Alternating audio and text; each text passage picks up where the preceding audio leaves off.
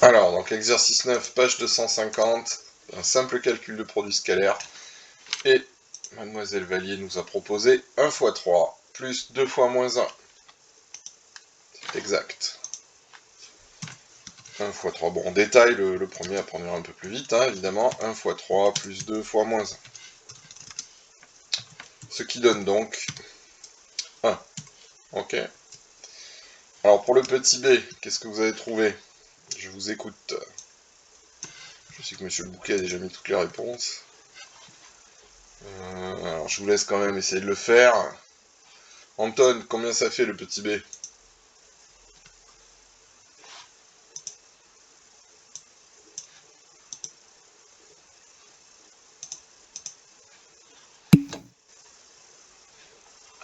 Allez, on se réveille.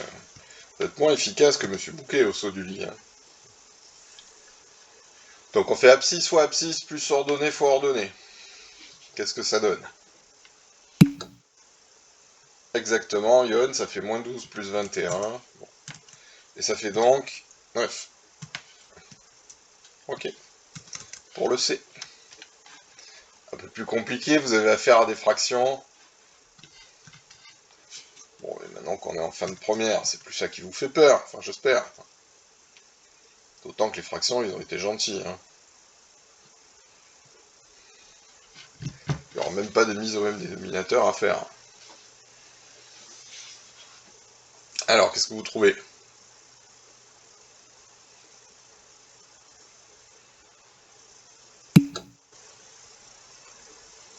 Alors, moins 11 plus 6, c'est ça?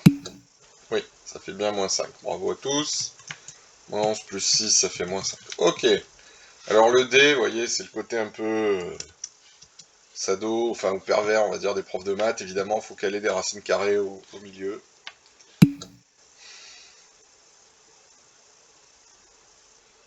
Ce sont des choses qui arrivent. Vous voyez, monsieur Bouquet, n'allez pas trop vite. Il faut trouver la bonne vitesse.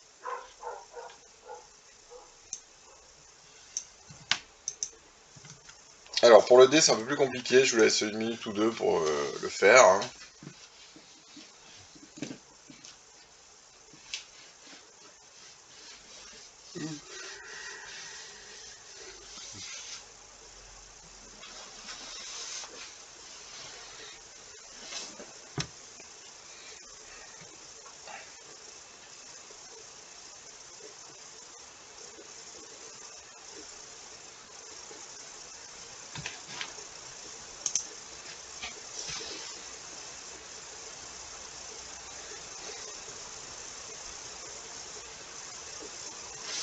Alors, s'il n'y a pas du monde dans la salle d'attente.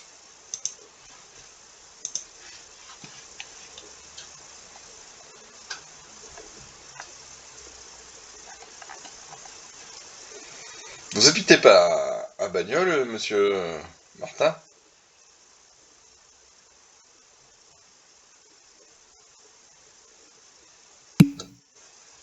Ah, pardon, je croyais. Tu habites où, en fait?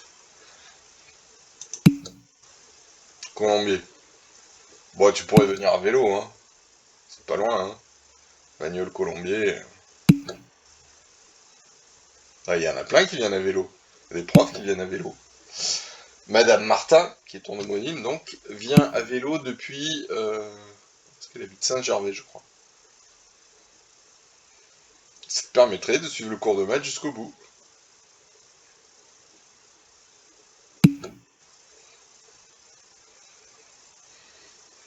Et, euh, et monsieur Martin Père, il pourrait pas venir te récupérer? C'est pas loin en voiture. Bah, j'ai pas eu le choix, mon grand, je suis désolé.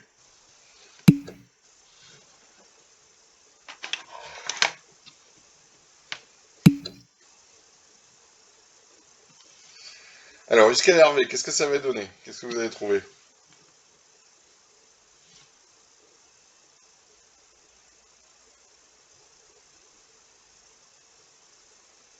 Alors, on va doucement, hein, quand ça a l'air un peu plus compliqué. Alors, Lou a trouvé un. Ouais, on dirait que c'est ça. Alors, on va le corriger. Donc, vous avez moins 1 plus racine de 3, facteur de moins 1 moins racine de 3. d'accord? Et vous avez plus moins 3 fois moins 1. Alors, pour le premier terme, hein, le produit des deux racines carrées, là, on reconnaît une identité remarquable, ok? Donc on sait que la réponse c'est A2 moins B2, hein. A plus B fois A moins B, ça donne A2 moins B2. Donc on va obtenir moins 1 au carré, ça c'est A2, moins B2, c'est-à-dire racine de 3 au carré. Ok, donc le tout au carré, la racine. Hop, au carré. Plus, alors le terme moins 3 fois moins 1, ça donne plus 3. Ok? Bah, si vous calculez ça, ça fait 1. D'accord? Racine de 3 au carré, ça fait 3. Moins 3 plus 3, ça disparaît. Il nous reste moins 1 au carré qui fait 1. Voilà, on a fait l'exercice 9. Bon, c'était juste pour vous chauffer les neurones, c'était pas trop difficile. Alors, avant d'attaquer la suite, on va rappeler un petit peu les propriétés du produit scalaire qu'on va utiliser. Donc je vais retourner sur le cours. D'accord, c'est des propriétés qu'on a vues ensemble lundi.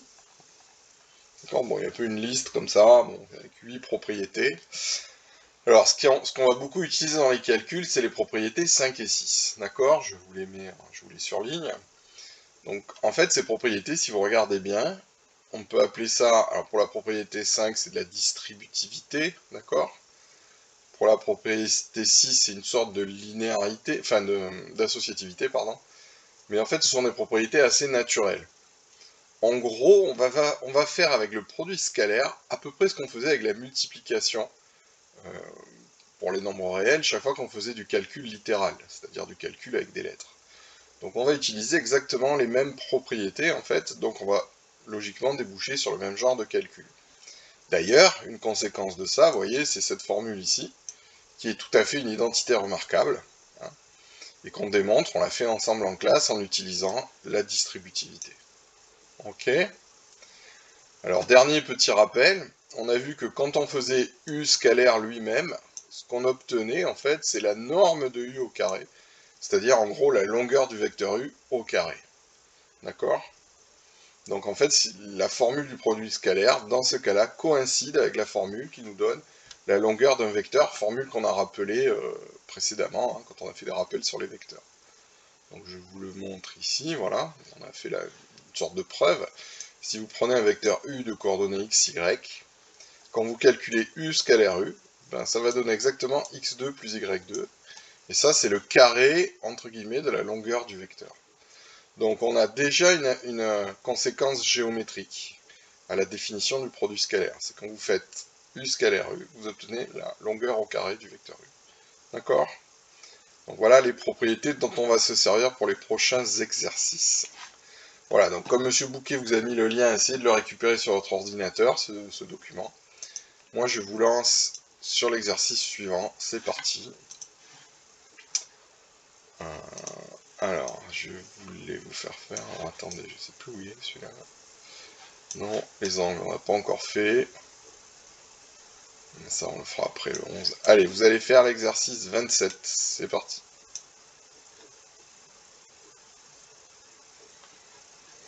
Alors, je vous mets en plein écran. Si ça marche. Comment j'ai fait pour le mettre en plein écran tout à l'heure? Pas comme ça. Voilà. Donc on vous donne deux vecteurs.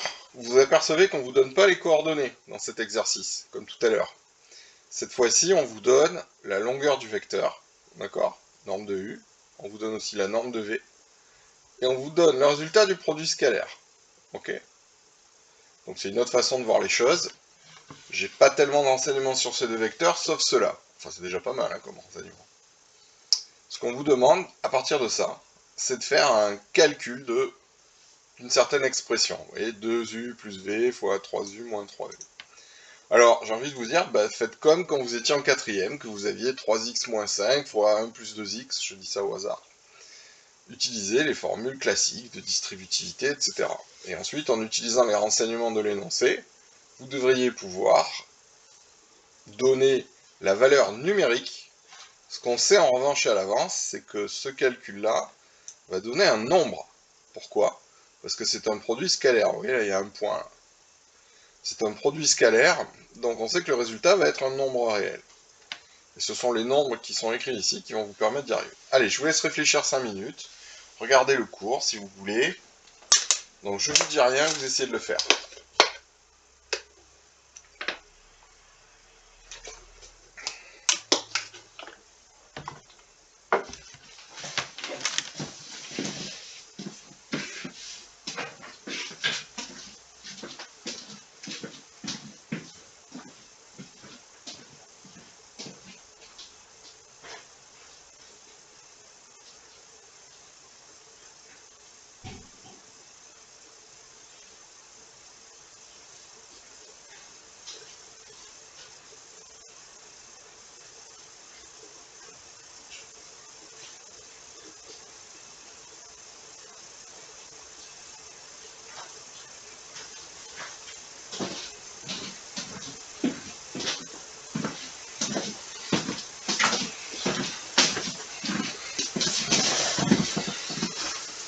Évidemment, si vous êtes planté, n'hésitez pas à demander de l'aide. Hein. Si au bout de 3 minutes, vous ne voyez pas comment démarrer, vous vous manifestez.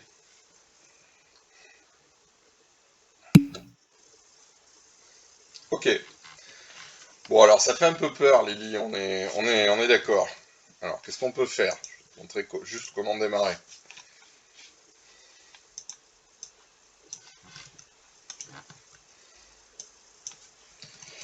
Ben, bon, je vais d'abord recopier l'expression. Je vais mettre en plein écran.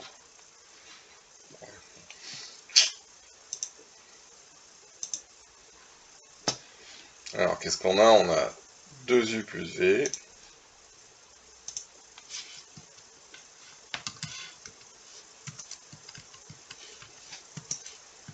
Scalaire. Produit scalaire, on prononce scalaire, je sais pas si je vous l'ai dit. Donc on lit comme ça. 2u plus v scalaire. 3u moins 3v.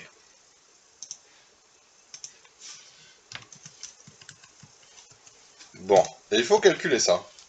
Alors vraiment, on va trouver un nombre à la fin. Hein. Bon, ben, qu'est-ce qu'on a envie de faire quand on voit ça?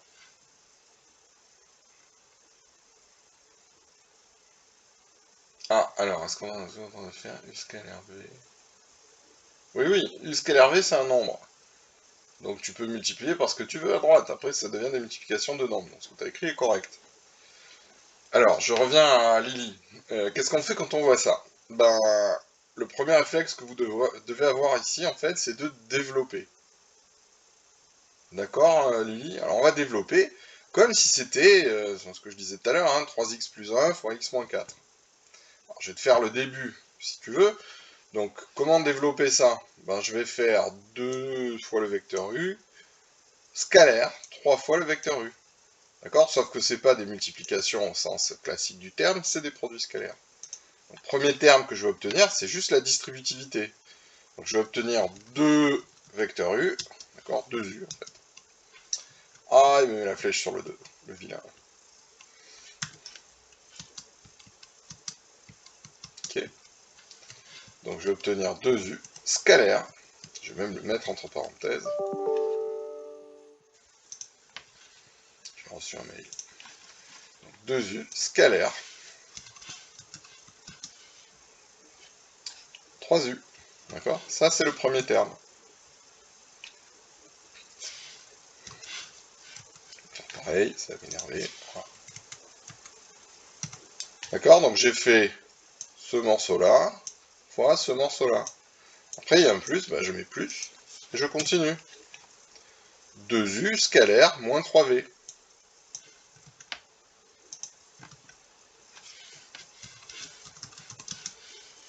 Je vais vous le mettre en plein écran.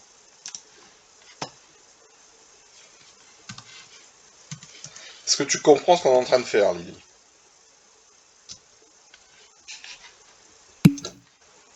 Alors, bah, tu continues. C'est parti. D'accord, alors après, à toi de voir... Eh ben, j'ai fait cette mauvais. Toi de voir quels sont les prochains termes. Etc. Alors,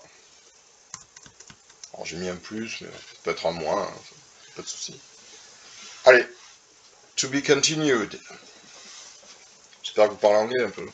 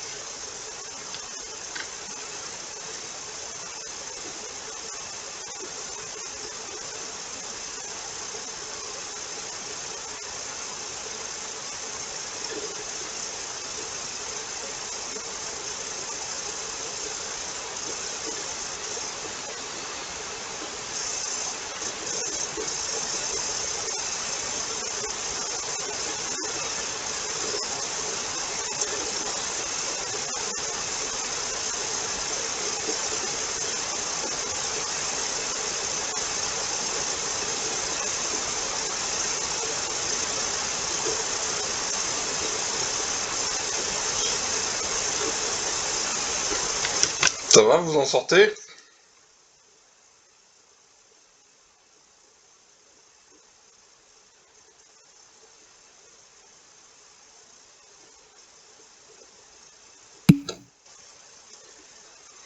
Allez, monsieur Martin, bah écoutez, passez le bonjour au chauffeur de bus, hein,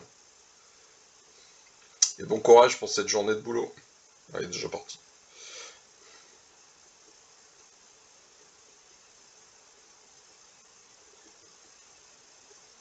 On va lui offrir un vélo pour son anniversaire.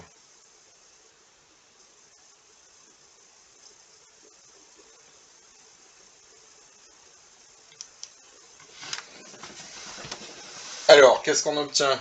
Essayez de compléter ce qui est derrière les petits points. Ah, il est toujours à l'heure, monsieur Martin, c'est bien, c'est bien. Je ne vais pas lui jeter la pierre. Alors, qui c'est qui me propose quelque chose pour la suite?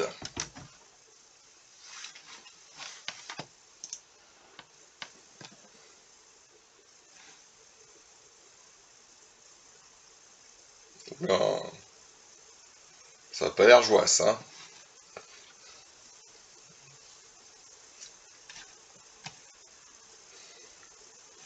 Mademoiselle Escoffier, vous avez trouvé la suite?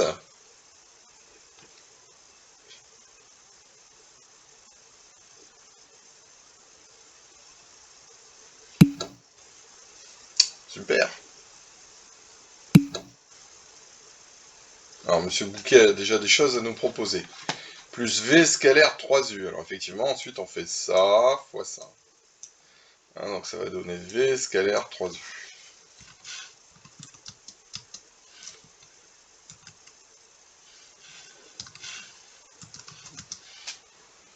Ok.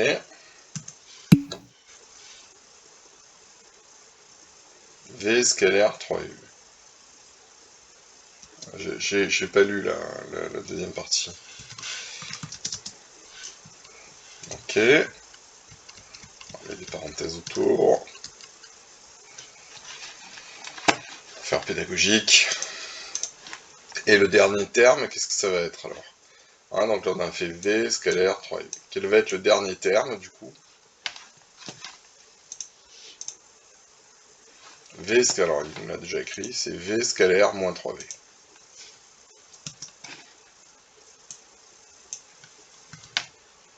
Donc je le recopie, je mets un moins, et ici c'est pas U, c'est V. Ok. Bon, on l'a développé, on est content, hein? On se dit qu'est-ce qu'on va faire de ce truc? Bah, c'est maintenant qu'il va falloir utiliser les formules que vous connaissez. Enfin, que vous êtes en train d'apprendre. Raisonnable. Alors, je vous les remets à l'écran, d'accord? Donc chaque fois, on va essayer de voir quelle formule permet d'avancer. Attendez, ce calcul, je vais peut-être un peu mieux vous le présenter, que vous ayez tout à l'écran, voilà. Alors comment on va faire maintenant? Ben, premier terme, hein, on fait morceau par morceau. 2u scalaire 3u. Qu'est-ce qu'on fait du 2 et du 3? C'est un peu comme quand vous avez 2x fois 3x. Qu'est-ce que vous faites du 2 et du 3 normalement? Si on a 2x fois 3x, qu'est-ce qu'on fait? Qu'est-ce qu'on fait des coefficients? Qu'est-ce que vous en pensez? Là, on les multiplie exactement. Alors en fait, quelle est la formule qui permet de faire ça? L'air de rien, c'est la formule 6. La formule 6, elle vous dit que quand un vecteur est multiplié par un facteur k, vous voyez ici, et bien au niveau du produit scalaire, ça revient à multiplier le résultat par k. Même chose si le coefficient k s'applique au vecteur v. Alors là, il s'applique à la fois au vecteur de gauche et au vecteur de droite. Donc, il y a un premier coefficient qui va sortir, entre guillemets, qui va être le 2. Ensuite, il y a un 3 qui va sortir. Et donc, on va faire 2 fois 3. D'accord? En fait, c'est l'application de cette règle ici qui nous permet d'écrire 6 fois quelque chose. Alors, 6 fois quoi? Donc, 2 fois 3, je le sors. Après, qu'est-ce qu'il me reste? Il me reste u scalaire u. Alors, je vais écrire u scalaire u. Si j'ai mon presse-papier pas loin, ça m'arrangerait.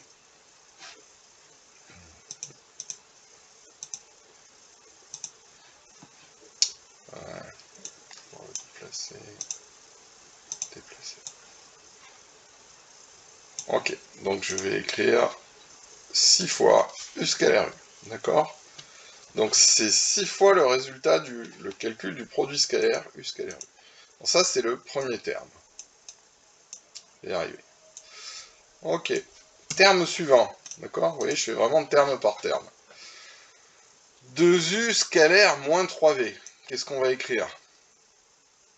En utilisant un petit peu le même principe. Mademoiselle Huetto, qu'est-ce qu'on va écrire par exemple?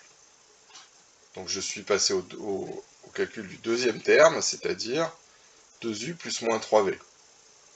En utilisant la même règle que celle qu'on vient de voir, qu'est-ce que tu proposes, Agathe?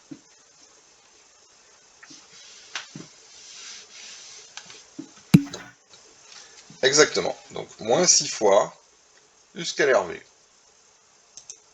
Alors, pour l'instant, je vais laisser le moins au niveau du 6, hein, puis après on pourra écrire des soustractions éventuellement.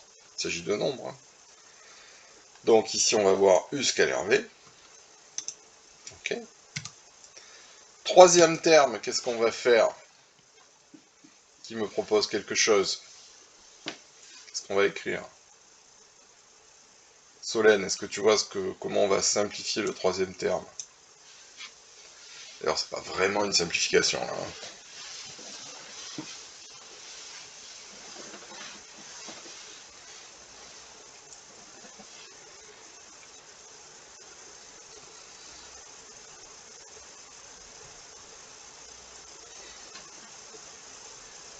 Ça va, Solène? T'es un peu perdu. Très bien. 3 fois v scalaire u. Donc 3 fois v scalaire u.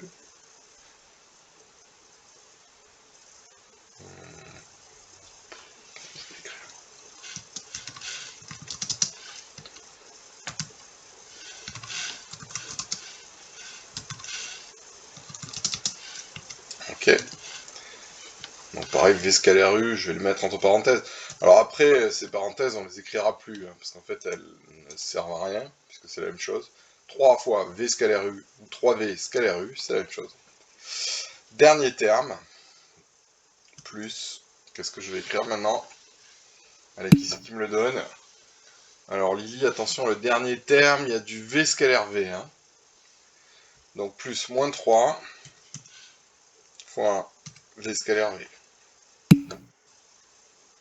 Pas grave. Les métiers qui rentrent. Moins 3 fois v scalaire v. Ok, alors je mets ça entre parenthèses et on est bon. Voilà. Alors, bon, maintenant, c'est bien gentil tout ça, mais qu'est-ce qu'on peut en faire? Ben, en fait, chacun de ces termes, u scalaire v, v scalaire u, on va pouvoir en faire quelque chose. Alors, je vous redonne l'énoncé, d'accord? Vous êtes par là. Hop. Ici, ok. Vous avez des informations. Vous avez la norme de U, la norme de V, le produit scalaire. Alors je vous laisse réfléchir, mais tout ça, ça doit vous permettre de calculer vraiment avec un résultat chacun de ces termes. Hein. U scalaire U, qu'est-ce que ça fait? U scalaire V, qu'est-ce que ça fait? V scalaire U, qu'est-ce que ça fait? Etc. Allez, donc essayez de me dire ce qu'on va écrire maintenant. Autrement dit, quelle est l'étape suivante? Je vous laisse réfléchir un petit peu.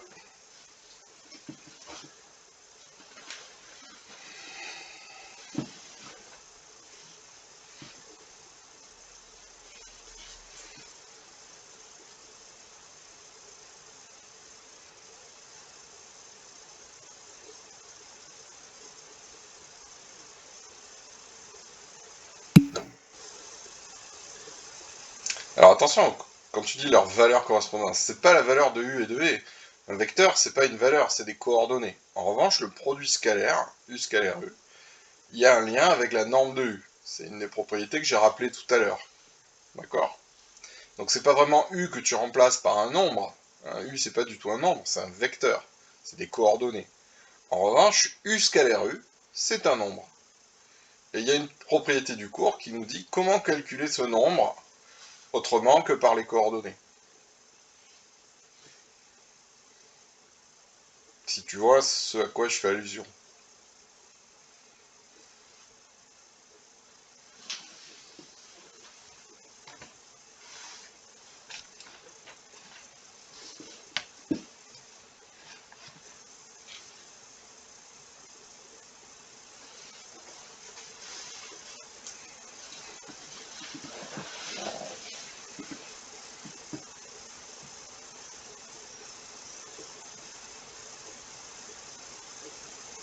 Alors qu'est-ce que c'est U scalaire U?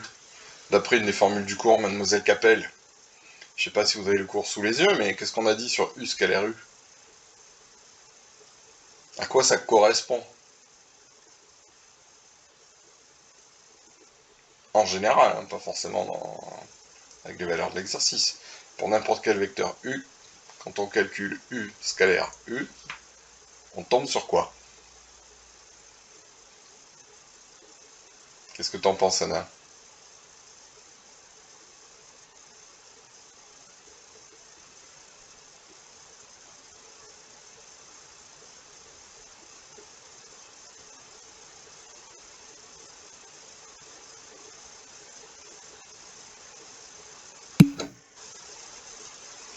Alors, on beline exactement U au carré, mais attention à ça. Hein. C'est-à-dire qu'en fait, vous avez plusieurs choses. Je vais peut-être insister là-dessus. Donc quand j'écris, vous allez voir, quand j'écris U scalaire U, et que je le remplace par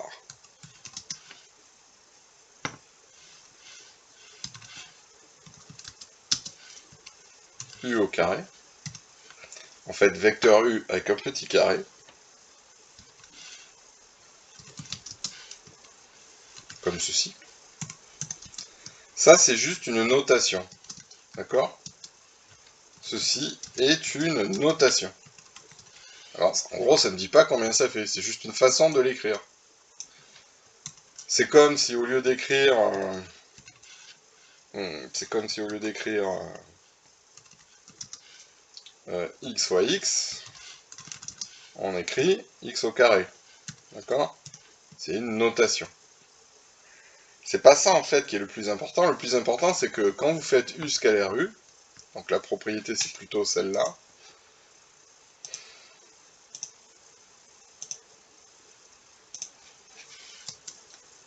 donc que nous dit la propriété? Excusez-moi. Propriété.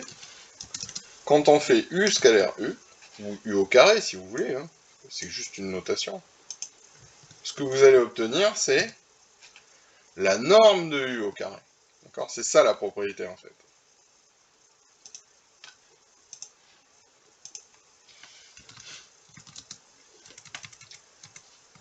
Et la norme de U au carré, ça a même un sens géométrique. C'est la longueur du vecteur au carré. D'accord? Donc en fait, c'est ça qu'on va utiliser. Donc ici, alors, on va écrire un rappel. C'est le machin qui va casser les pieds, voilà. Donc ça, c'est un petit rappel. Ok. Donc, là, j'ai en train de dire, on va poursuivre notre calcul, mais qu'est-ce qu'on va faire en fait? U scalaire U, on va la remplacer par la norme de U au carré. Donc, regardez ce que je vais écrire. Mettre en plein écran, c'est plus facile.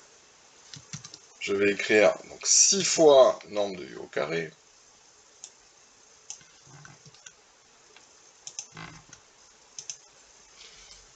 Ok. Plus, alors, moins 6 fois U scalaire V. Ok. Bon, U scalaire V, on connaît la valeur, c'est dans l'exercice. Mais regardez, ici, j'ai V scalaire U. Alors, y a-t-il un lien entre U scalaire V et V scalaire U? Est-ce que c'est la même chose? U scalaire V et V scalaire U. C'est pareil ou pas? U scalaire V et V scalaire U. Oui, c'est une propriété du cours, c'est pareil. On dit que le produit scalaire est symétrique. Vous pouvez intervertir l'ordre des vecteurs. Je vais le noter en rappel aussi. U scalaire V, c'est aussi une propriété. Hein. U scalaire V, c'est égal à V scalaire U.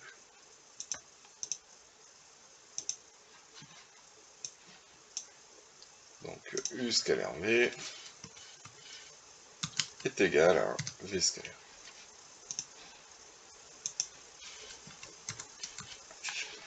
D'accord? Ça marche aussi. Propriété, je vais mettre un S. Donc on va utiliser cette propriété. Donc qu'est-ce que j'ai finalement? J'ai moins 6 fois U scalaire V, plus 3 fois U scalaire V, hein, puisque V scalaire U, U scalaire V, c'est pareil. Donc si je simplifie cette expression, moins 6 fois un nombre plus 3 fois le même nombre, ça fait moins 3 fois ce nombre. Et ce sont bien des nombres. Donc moins 3 fois U scalaire V.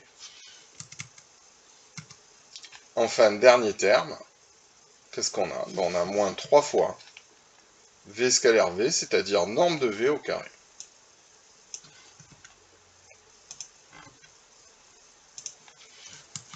Voilà. Et une fois qu'on est arrivé là, en fait, l'exercice est terminé.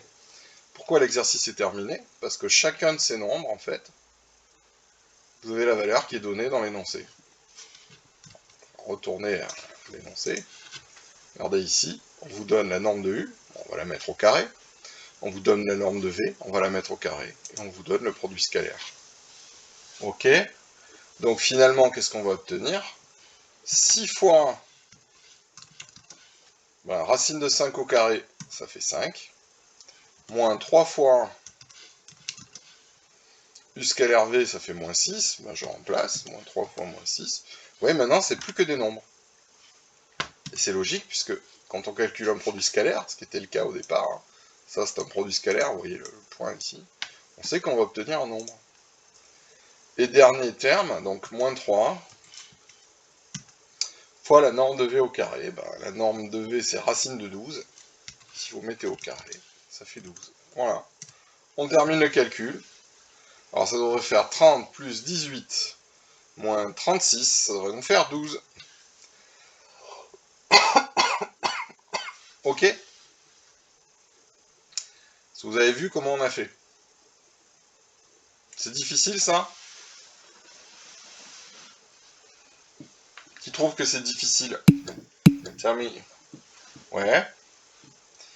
Alors, en fait, ce qui est difficile, c'est de... Vous voyez, on mélange un peu des notations de vecteurs, puis ça devient des nombres quand il y a un produit scalaire. Le plus difficile, c'est là, en fait. C'est pas s'embrouiller. J'applique une formule, mais qu'est-ce qu'elle fait? À quoi elle sert? Tiens, j'avais des vecteurs, maintenant j'ai des nombres. D'accord? Il faut juste pas s'en mêler les crayons. Alors, bon, il faut juste un petit peu s'entraîner. Ombeline, ça va? Comment t'as trouvé l'exercice?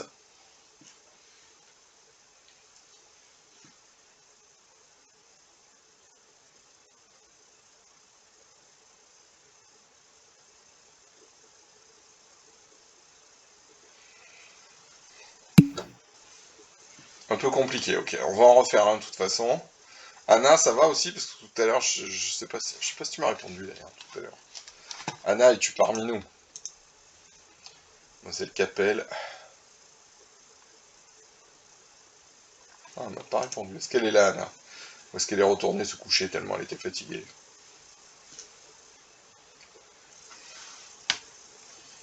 Hello, are you here? Ah, le doute est permis. Solène, ça va? T'as tout pigé? Ouais. Au fait, bravo pour ton autocontrôle, hein, c'était super. Ok, allez, on en fait un autre. C'est parti. Donc c'est un peu le même. Hein, on va essayer de refaire pareil. Ok. Donc exercice 28. Alors, je vous donne le 28 ou le 29? Allez, on va faire le 29. C'est un tout petit fois, c'est la même chose. Voilà, donc vous avez un exercice à faire. Vous voyez qu'on vous donne la norme de U, la norme de V, mais là, chose bizarre, on ne vous donne pas le produit scalaire. Tout à l'heure, on vous donnait la valeur de U scalaire V, et là, on ne vous la donne pas. Alors, si vous êtes malin, ça sous-entend qu'on n'en aura pas besoin. Bah, à vous de vérifier si c'est vrai. Ok? Allez, c'est parti pour l'exercice 29.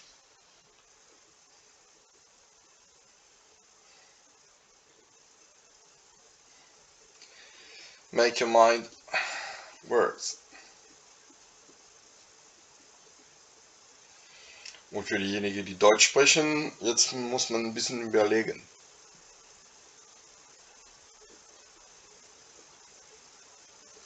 Vous n'êtes pas nombreux à parler allemand ce matin, vous êtes 3. 4. Non, Jade, elle fait pas allemand. Confondu avec sa sœur, hein, pour l'instant.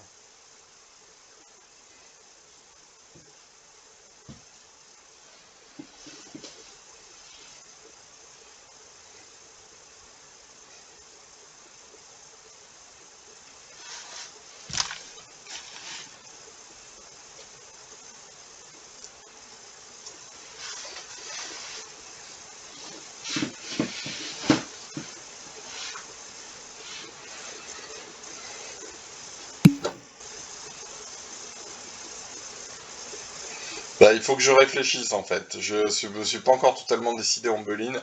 Il y aura probablement un QCM pour tout le monde, parce que comme ça je peux vous évaluer tous au même moment à peu près. On verra, il faut que je m'organise. Après le groupe qui a pas eu la grosse évaluation sur les dérivés là, je leur ferai peut-être eux une vraie évaluation en classe un peu plus dure, hein, avec des vecteurs et peut-être un petit truc sur les dérivés à réviser. Faut que je vois ça. Donc le début de l'alphabet, en gros. Hein. Donc le groupe qui est à la maison cette semaine, si je dis pas de bêtises. Comme ça, vous aurez tous eu dans le semestre une évaluation un peu plus dure.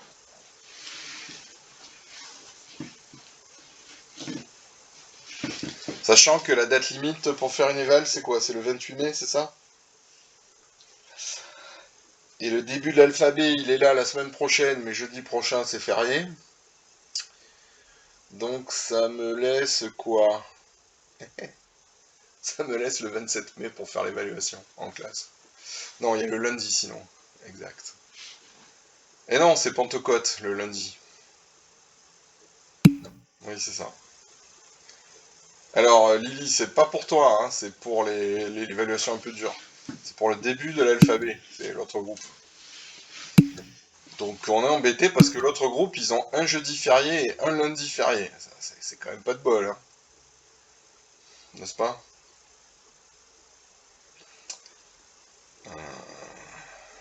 Et chaque fois ça tombe sur eux. Bon, il va falloir que je me débrouille. Bon, il y aura probablement une évaluation le jeudi 27 mai, donc c'est dans 3 semaines. Ça fait un peu tard, c'est ça qui m'énerve. Sinon, je vous en fais une lundi, le début de l'alphabet, là. Vous êtes prêts? Lundi, je vous fais une évaluation sur tout le programme depuis le début de l'année. Ça vous va? Qui on a du début de l'alphabet, là? Monsieur Bouquet, c'est tout.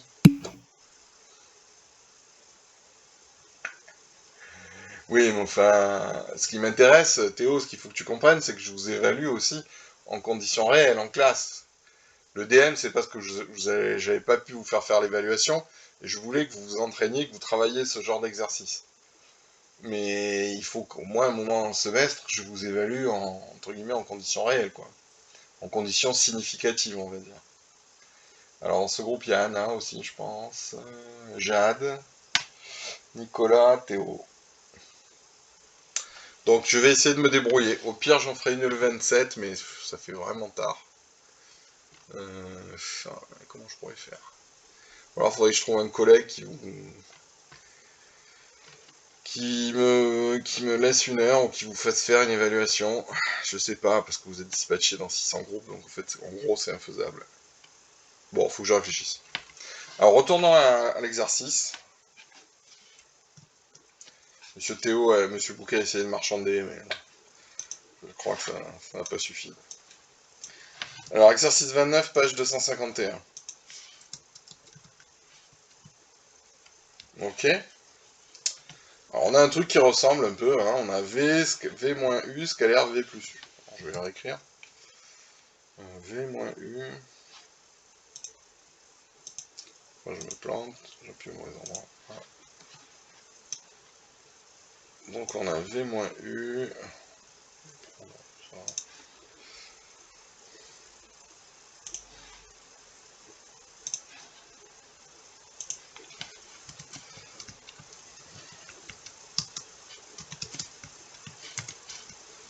Donc V-U scalaire.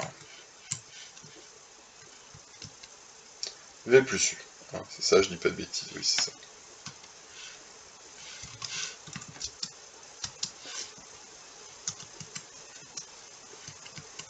Ok. Alors comment on fait? Ben, comme tout à l'heure, on va essayer de développer. D'accord? C'est exactement la même chose.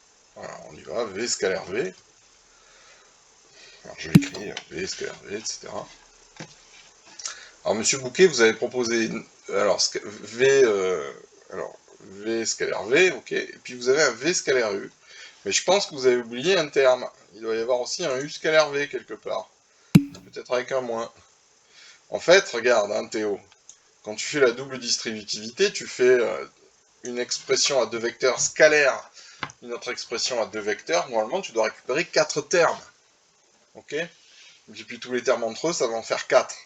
Et toi, tu en as écrit que 3. Donc, déjà, il y a un truc qui allait pas. Alors, après, en simplifiant, on peut avoir moins de termes que 4, mais en appliquant simplement la double distributivité, entre guillemets, sans réfléchir, vous êtes sûr d'avoir 4 termes. Pardon. Alors, qu'est-ce qu'on va obtenir? Ben, on va obtenir V scalaire V pour commencer. Ok, bon, ça, c'est normal. Ensuite, on va avoir moins U scalaire V. Je crois que c'est le terme que Théo a oublié. Ensuite, on va avoir plus... alors attention, je ne les ai pas fait dans le même ordre que tout à l'heure.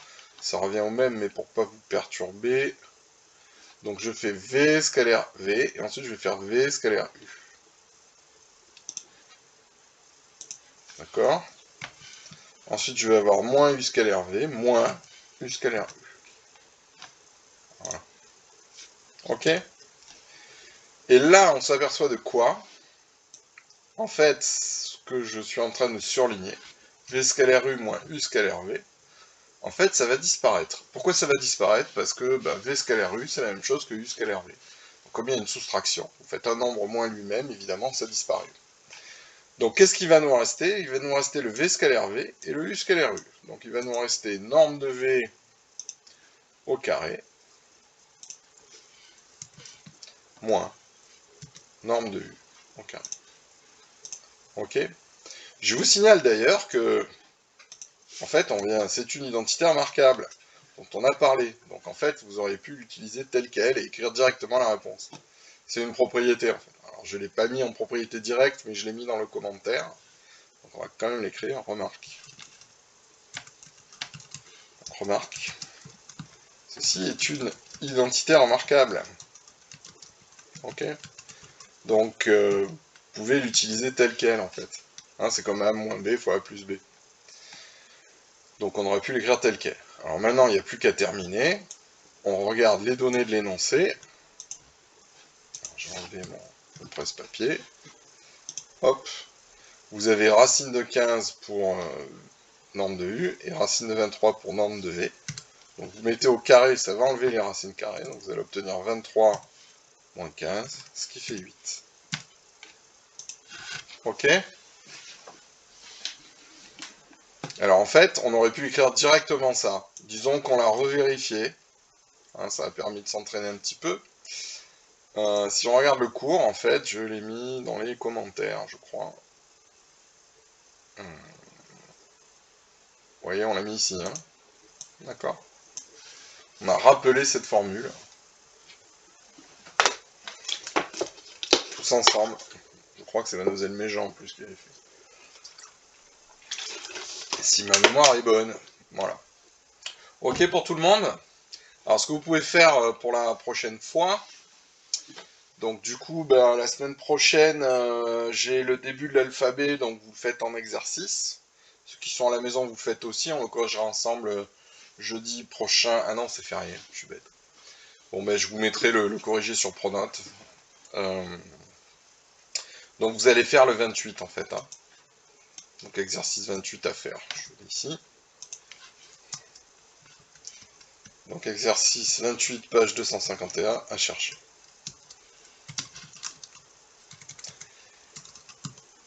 À chercher. Voilà. Bon, c'est exactement pareil. Alors il nous reste un petit quart d'heure, je vais vous faire un petit peu la suite du cours. Alors, tant pis pour ceux qui sont pas là. Ils devront regarder la vidéo, enfin je le reprendrai en classe, mais... Alors maintenant on va voir des applications géométriques de ces résultats du produit scalaire. Alors vous imaginez que si on a inventé un truc pareil, le produit scalaire, c'est parce qu'il y avait des conséquences géométriques intéressantes, que beaucoup de propriétés, en fait, allaient se décliner, se traduire par vraiment des propriétés géométriques. Donc c'est un outil très performant, le produit scalaire. Alors première chose, lorsque vous avez deux droites, alors je les ai appelées OA et OB, hein, pour simplifier les choses, on est dans un repère OIJ, donc je suis parti de l'origine, mais ça a peu d'importance en fait. J'aurais pu partir de n'importe quel point pour écrire cette propriété. Donc si on a deux droites qui sont perpendiculaires, en gros, hein, OA perpendiculaire à OB, alors ça équivaut à dire que le produit scalaire OA scalaire OB est nul. D'accord? J'en avais déjà parlé la dernière fois. Lorsqu'un produit scalaire est égal à 0, vous savez que les vecteurs, en fait, sont orthogonaux. C'est simplement un mot, hein, orthogonaux. Mais géométriquement, ça veut dire qu'en gros, ils portent des droites qui sont perpendiculaires. D'accord? Donc c'est vraiment le grand intérêt du produit scalaire. C'est que ça traduit la notion de perpendiculaire, d'orthogonalité. Alors, on peut démontrer cette équivalence d'ailleurs, mais ça sous-entend d'avoir une définition de qu'est-ce que c'est que des droites perpendiculaires. En fait, si vous réfléchissez un petit peu, qu'est-ce que des droites perpendiculaires? Vous avez deux approches. Alors la première, c'est de parler d'angle. Des droites sont perpendiculaires lorsqu'il y a un angle de 90 degrés. Alors qu'est-ce que c'est un angle de 90 degrés? Comment le définir? Vous voyez? C'est un peu le serpent qui se mord la queue. Est-ce que c'est la poule qui fait l'œuf ou l'œuf qui fait la poule? D'accord? Donc c'est assez difficile de clarifier cette notion de perpendiculaire. On peut passer par les angles, on peut y arriver comme ça. Mais en fait, des droites perpendiculaires, si vous regardez ceux qui ont réfléchi à ça, définition de ces notions-là, c'est très ancien, hein, ça remonte au grec, à Euclide exactement. Il y a plusieurs façons de définir ça en fait. Alors je pourrais faire une preuve, je l'ai rédigé, je me suis amusé à la rédiger d'ailleurs, où on utilise une certaine caractérisation de l'angle droit qui repose sur la notion de distance. En fait, quand vous avez des droites perpendiculaires, si vous allez d'un point à une droite en suivant la droite qui est perpendiculaire, vous avez une notion de trajet le plus court possible. Hein, vous savez que ça va minimiser les distances. Si je regarde par exemple sur ce dessin, si je veux aller du point B à la droite au A, la façon la plus rapide de se déplacer, c'est de suivre le vecteur V ici, que j'ai dessiné. D'accord? Donc en fait, on peut définir la notion d'angle droit, c'est ce qui permet de minimiser un certain trajet. En moyennant cette définition, on peut démontrer l'équivalence. D'accord? Ça se fait bien. Je ne vais pas vous casser les pieds avec ça, tout simplement parce qu'on n'a pas beaucoup de temps. Mais enfin, s'il y en a que ça intéresse, en fait, on revient un peu à la source des choses. Qu'est-ce que c'est qu'un angle droit? Je peux vous faire passer ça. Éventuellement, vous me le direz. Alors peu importe, ce qu'il faut retenir, en fait, c'est le résultat. Hein. Donc, un produit scalaire égale 0, c'est équivalent à dire qu'on a des droites qui vont être perpendiculaires. Ok? Alors, autre propriété, regardez ici, qui se déduit de ce qu'on vient de voir là. C'est la suivante. Si j'ai la droite qui est perpendiculaire à la droite OB, d'accord, donc je l'ai dessiné ici, et si j'ai le point C qui est défini par OA plus OB, alors le vecteur OA plus le vecteur OB, en fait, ça donne le vecteur OC. Alors je peux dire que la norme de OC carré, c'est la norme de OA carré plus la norme de OB carré. Qu'est-ce qu'on est en train d'écrire? On est en train d'écrire rien d'autre que le théorème de Pythagore.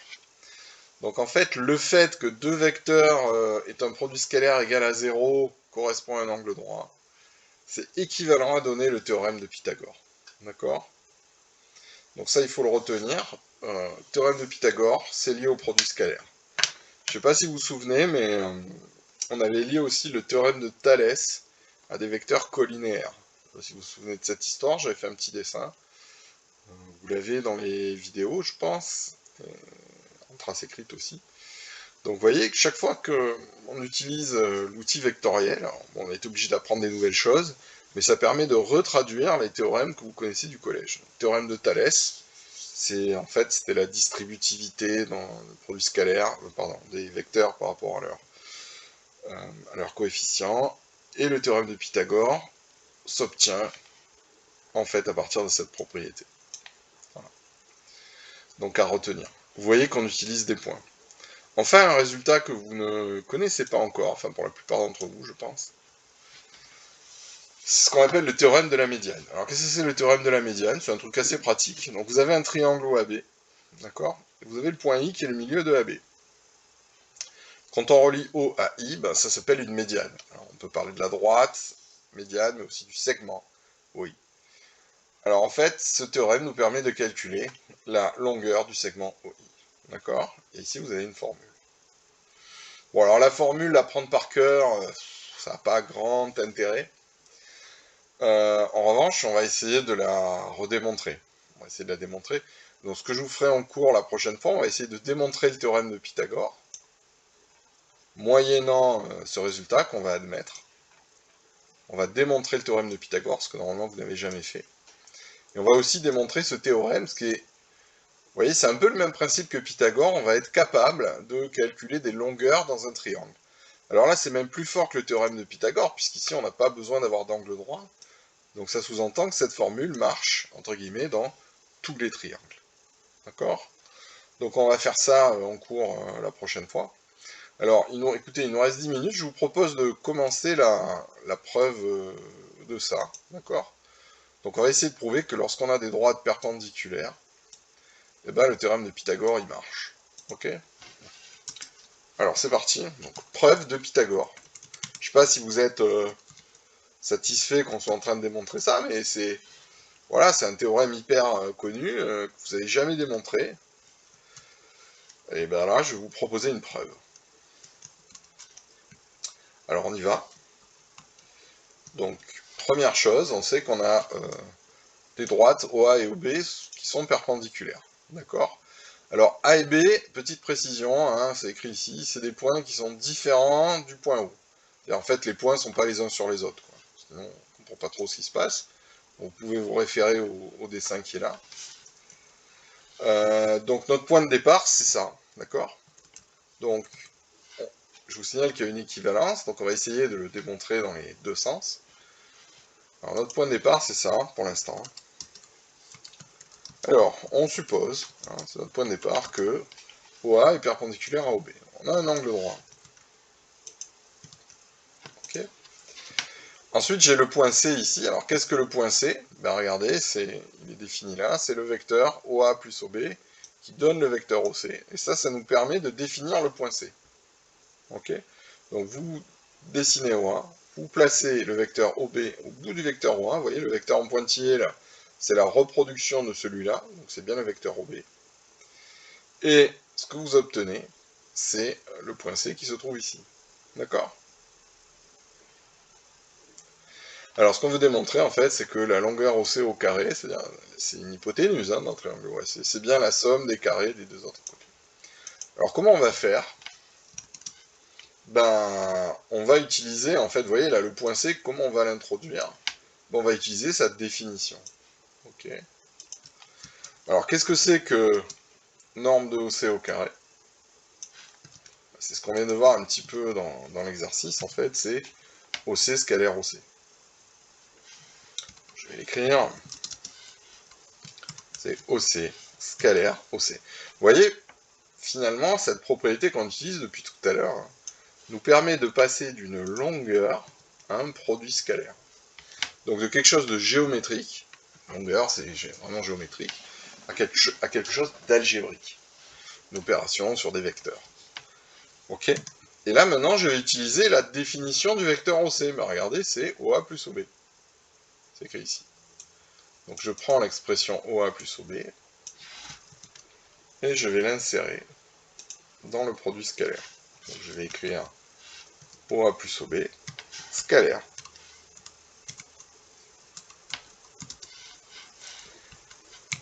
Alors c'est excusez-moi, j'écris n'importe quoi. Ok, à nouveau OA plus OB. Ok. Et on va développer comme tout à l'heure, comme ce qu'on a fait dans l'exercice. Sauf que ça, c'est un truc qu'on connaît, en fait, c'est une identité remarquable. Hein, on l'a écrite dans le cours. Alors je vous remonte, c'est juste un peu plus haut. Donc on peut refaire le travail de développer, mais regardez l'identité remarquable. Norme de U plus V au carré, hein, c'est un travail qu'on a déjà fait la dernière fois.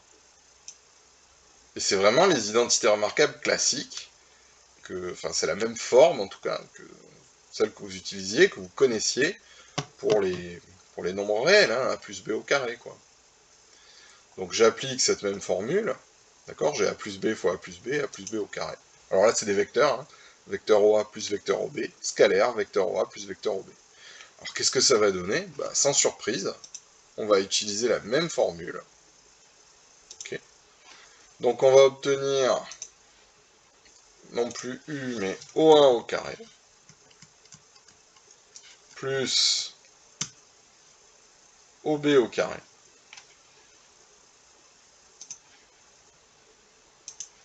d'accord, plus 2 fois OA scalaire OB.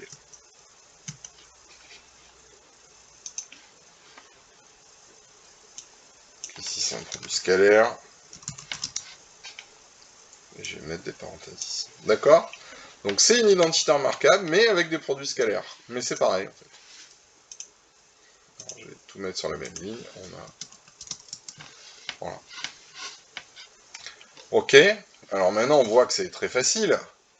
Pourquoi? Ben, si on suppose que lorsque OASC est orthogonal à la droite OB, le produit scalaire fait 0, ben regardez, ça va disparaître. Donc du fait de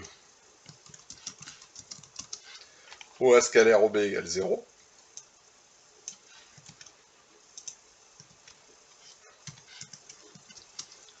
on obtient bien.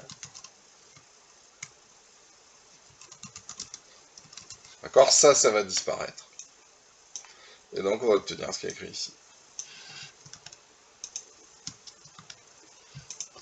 Ok? Donc je supposais que les droites étaient orthogonales et je suis arrivé à ça.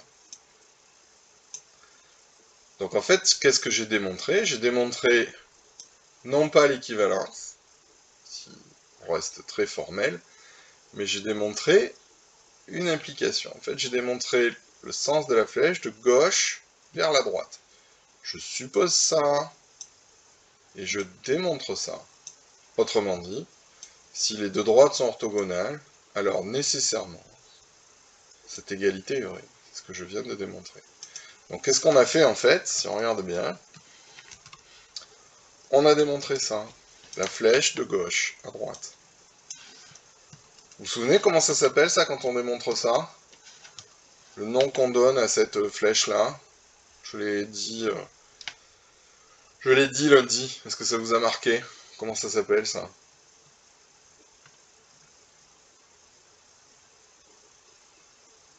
Allô, allô?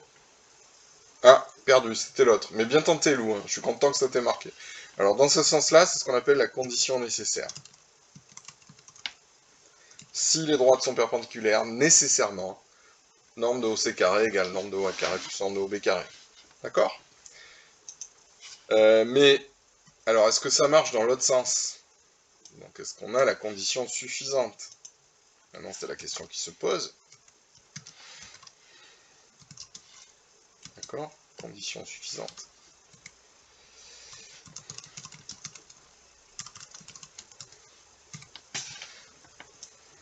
En fait, on va produire exactement la même démonstration. On aurait pu d'ailleurs le rédiger en un seul bloc, hein, démontrer l'équivalence d'un coup. Mais bon, il vaut mieux prendre l'habitude d'aller doucement, quitte ensuite à constater qu'on aurait pu tout faire d'un coup. Ça, c'est pas grave. Ok? Donc, qu'est-ce qu'on va écrire? Ben, en fait, on va réécrire cette formule qui est tout le temps vraie. Ok? Alors, cette fois-ci, ce qu'on va supposer, c'est que on suppose que OC carré, c'est ça. Donc, c'est le point de départ. Vous voyez, je pars de la droite et je vais essayer d'aller vers la gauche. Ok? Donc, supposons qu'OC carré, effectivement, le carré de l'hypoténuse soit égal à la somme des carrés des deux autres côtés. C'est-à-dire, c'est le théorème de Pythagore, quoi. Enfin, c'est le résultat du théorème de Pythagore. Mais, ce qu'on a écrit tout à l'heure est toujours vrai. D'accord? Ce qui est écrit là. C'est une identité remarquable. Elle est vraie pour tous les vecteurs, quelle que soit la position des points A, B et C. Or, on a toujours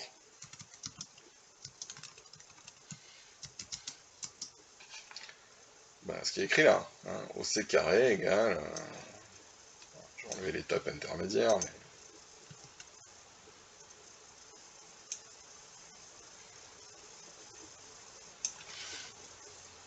D'accord? Donc regardez, OC carré, on sait que c'est OA carré plus OB carré, mais c'est aussi OA carré plus OB carré plus 2 scalaires OA OB. Alors qu'est-ce qui se passe? Qu'est-ce qu'on peut dire de OA scalaire OB?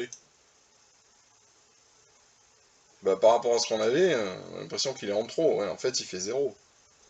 Alors comment l'écrit correctement? Bah, vous pouvez tout simplement soustraire ces deux égalités. Hein. Bon, c'est un petit peu formel, mais c'est tellement évident. Donc on soustrait ces deux égalités, ce qui conduit à 2 OA scalaire OB égale 0. En fait, vous faites celle-là, donc la deuxième, moins la première. D'accord? Et le 2, on peut s'en débarrasser, puisqu'on a le théorème du produit nul dans R. D'accord? OA scalaire OB, c'est un réel. Vous avez 2 fois un réel qui fait 0, c'est ce réel qui fait 0. Hein. C'est le théorème du produit nul dans R. Attention, il n'est pas vrai avec le produit scalaire. Petite subtilité, là.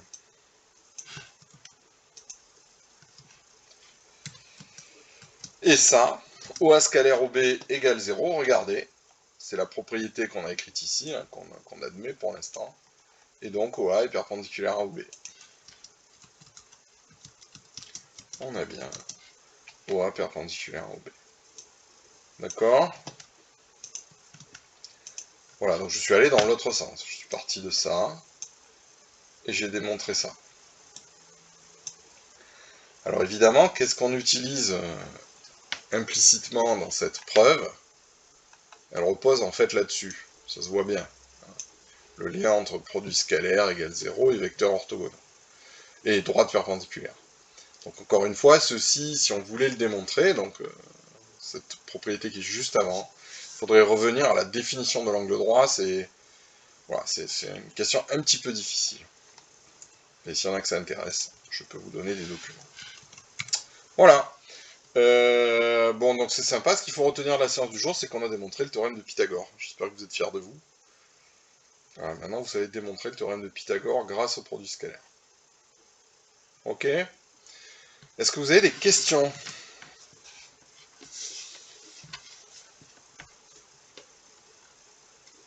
Ou est-ce que vous dormez tous? Je sais qu'on a perdu Anna, mais est-ce qu'on a perdu les autres? Non, ça va, vous êtes tous là. Ok, on va s'arrêter là, je suis navré, il faut que je file, moi aussi. J'ai pas le bus à prendre, mais voilà. Et donc vous me renvoyez tout ça, vous cherchez le petit exercice que j'ai donné, donc pour lundi. Je vous mets tout sur Pronote ce soir, je serai pas de retour chez moi avant ce soir. Enfin en fin d'après-midi, disons. Et voilà. Donc vous aurez les consignes. Et donc le groupe que j'ai la semaine prochaine en classe, donc je vous ai que lundi, hein, puisque jeudi c'est férié.